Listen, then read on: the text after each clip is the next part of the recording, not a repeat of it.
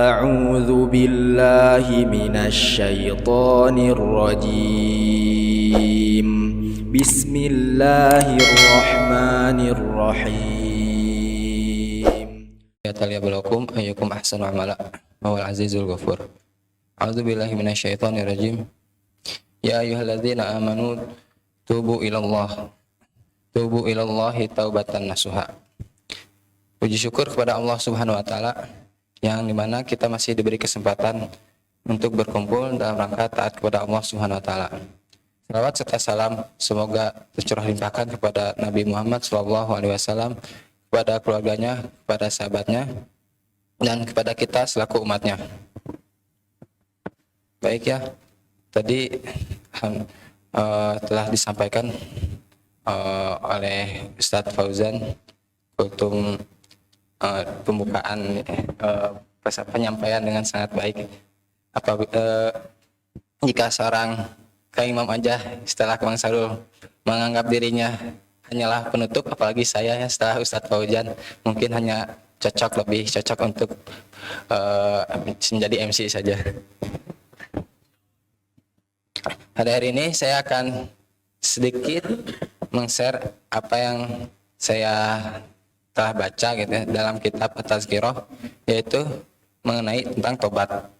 Ya, semoga teman-teman masih mau mendengarkan ya. Jadi lihat apa yang disampaikannya, bukan lihat orang yang menyampaikannya. Dalam hadis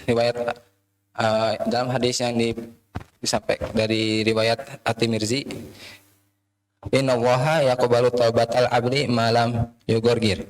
Sesungguhnya Allah masih menerima tobat seseorang selagi belum terdengar dengkurnya atau menjelang mati.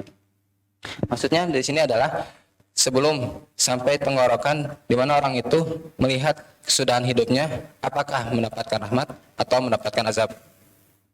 Karena ketika kita mencapai sakaratul maut, semua tobat dan iman tidak lagi bermanfaat, sebagaimana difirmankan oleh Allah Subhanahu wa taala dalam Quran surat An-Nisa ayat ke-18. A'udzubillahi minasyaitonirrajim. Walaisatit taubatul lil ladzina ya'maluna as-sayyi'ati hatta idza hadara ahadahumul mautu qala inni tubtu an.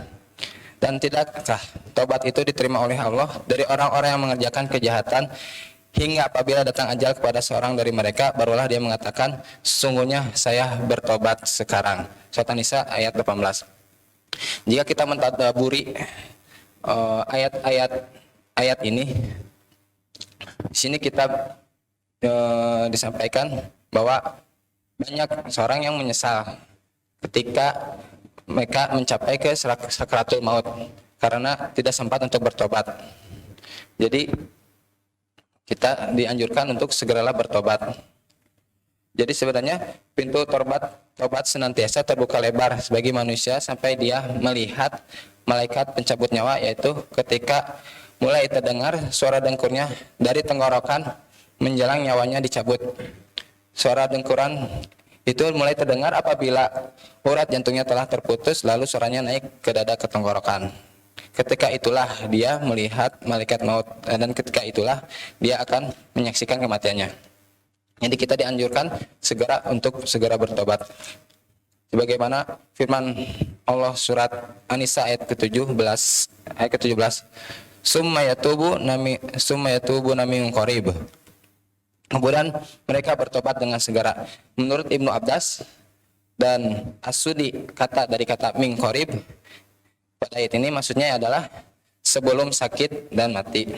Adapun menurut Abu Mijlas Ad-Dahak, Ikrimah dan Ibnu Zaid dan para ulama lainnya, yaitu sebelum mereka melihat malaikat, sebelum nyawanya dan sebelum orang bersangkutan sebelum dicabut nyawanya dan sebelum orang yang bersangkutan tidak disadarkan diri. Apa kata para ulama? Kata para ulama rahimakumullah, bahwa bertobat sebelum hadirnya malaikat maut masih bisa dibenarkan, tak lain karena pada saat itu masih ada harapan dan masih dibenarkan orang yang menyesal dan bertekad meninggalkan kemaksiatan.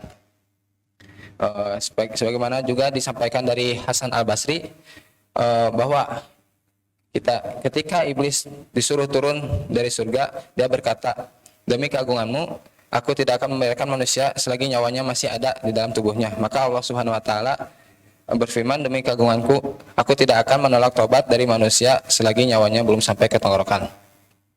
Jadi kita di sini selalu senantiasa digoda oleh setan agar terus melakukan senantiasa melakukan maksiat dan menunda tobat, sehingga ketika ajal datang kita tidak dapat kesempatan lagi untuk bertobat. Dan sungguhnya Allah itu pasti menerima tobat sebelum ajal datang. Apa sih hukum bertobat? Hukum bertobat itu fardu atas seluruh kaum mukminin, sebagaimana surat An-Nur ayat 31, A'udzubillahi minasyaitonirrajim, wa tubu ilallahi jami'an ayyuhal mu'minuna la'allakum tuflihun. Dan bertobatlah kepada Allah, hai orang-orang yang beriman, supaya kamu beruntung. Surat An-Nur ayat 31. Dan seperti yang saya sampaikan di pembukaan tadi, yang sering kita dengar, yaitu surat At-Tahrim ayat ke-8, ya ayyuhalladzina amanu tubu ilallahi taubatan nasuha. Ya Allah, hai orang-orang yang beriman, bertobatlah kepada Allah dengan tobat yang semurni-murninya. Lalu apa sih syarat-syarat untuk bertobat? Syarat-syarat tobat itu ada 4 hal. Yang pertama yaitu sepenuh hati, penyesalan dengan sepenuh hati, meninggalkan maksiat seketika, bertekad bulat tidak akan mengulanginya, dan didasari rasa malu dan takut kepada Allah Subhanahu wa taala, bukan kepada selainnya. Jika salah satu syarat tersebut tidak terpenuhi, maka tidak sahlah tobatnya. Karena kita bertobat itu bertujuan hanya untuk kepada Allah Subhanahu wa taala, bukan kepada makhluk. Lalu ada pendapat lain, syarat tobat ialah mengakui dosa dan memperbanyak istighfar. Ya, yang berakibatnya lepasnya sama sekali dari ketagihan berbuat dosa. Dan kita di sini harus beristighfar dari lisan dan juga hati, ya teman-teman. Karena banyak orang yang beristighfar di lisan, tetapi dalam hati dia tetap ingin melakukan maksiat. Seperti perkataan dari Hasan Al-Basri, yaitu mungkin istighfar kita perlu diistighfari. Oleh karena itu, penulis buku ini, Syekh Al-Qurtubi rahimahumullah, berkata, begitulah yang dikatakan oleh Al-Hasan Al-Basri di masa hidupnya.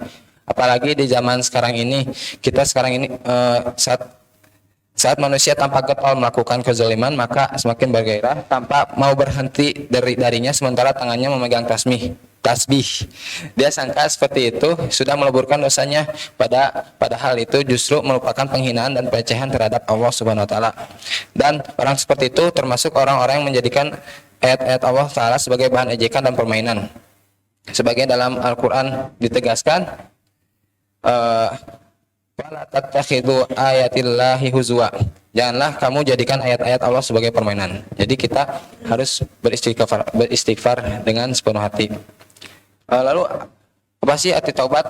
Ali radhiyallahu anhu pernah ditanya, ketika Ali saat itu masih menjabat sebagai Amirul Mukminin, wahai Amirul Mukminin, apakah taubat itu sebenarnya? Lalu Ali menjawab, sesungguhnya taubat adalah sebuah kata yang mempunyai 6 arti.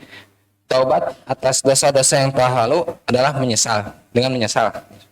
Lalu taubat atas melakukan kewajiban-kewajiban secara serampangan, yaitu dengan mengulang.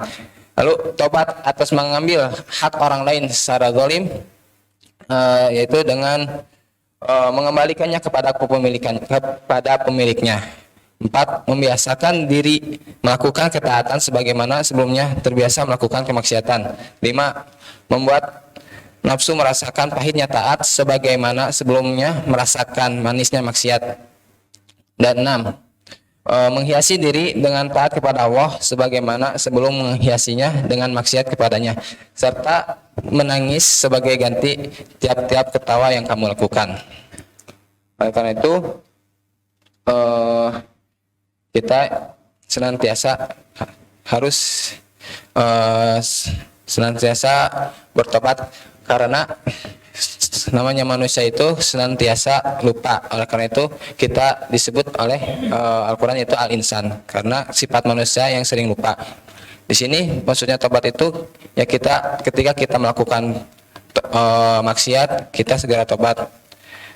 Dan ketika kita melakukan maksiat lagi, kita harus segera bertobat, selalu memperbanyak ingat kepada Allah Subhanahu wa taala. Lalu apa sih maksudnya taubatan nasuha?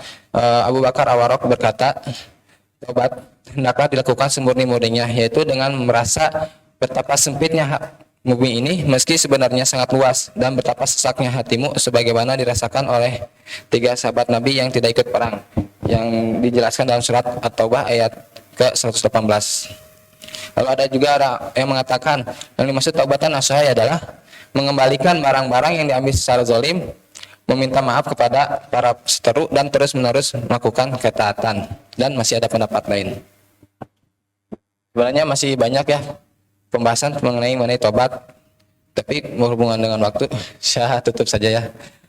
Ditutup dengan sebuah syair dari Al-Warok. Dalam syairnya itu, utamakan tobat bagi dirimu sebagaimana diharapkan bagi kebaikanmu sebelum kematian datang menjelang, sebelum keluh lidahmu berbincang. Tobatlah segera wahai jiwa yang ingin tenang, karena taubat adalah simpanan kekayaan, kunci rapat jangan sampai terbuang-buang, bekal kembali membawa kemenangan. Mungkin itu saja yang bisa saya sampaikan. Materi ini ya khususnya adalah untuk diri sendiri ya, sebagai seorang yang banyak dosa, dan semoga teman-teman ada manfaatnya juga. Ditutup dengan doa, Rabbana atina fid dunya hasanah wa fil akhirati hasanah wa qina azabannar. Assalamualaikum warahmatullahi wabarakatuh.